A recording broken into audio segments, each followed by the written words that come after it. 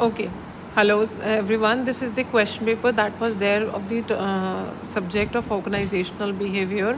So these are the questions that carries 2 marks that defines the organizational behavior, 2 disciplines that contributes to the study of organizational behavior. State one way that organizational behavior helps in managing the diversity at the workplace. Difference between attitude and values.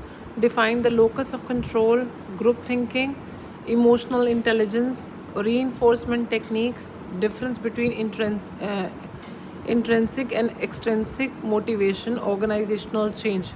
So these are the short questions. If you talk about long questions, then that is the role of perception in shaping the workplace behavior. Sorry. The importance of personality traits, then the concept of organizational commitment and its type, Hasberg's 2 factors theory of motivation, OU state theory in the leadership, importance of communication in the organization, discuss the stages of group development according to Tuckman's model, explain the causes of stress in the organization and the strategies to deal with that stress.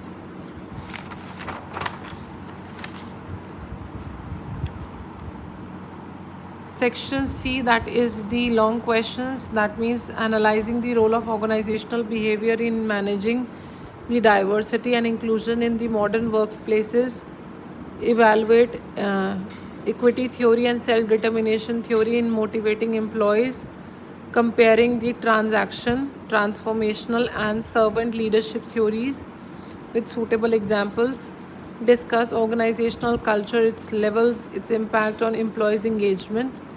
Examine the challenges and opportunities of remote work and hybrid workplaces from an organizational behavior perspective. So these are the questions that was there in the exam paper of organizational behavior. So you can say these are some of the few important questions of organizational behavior.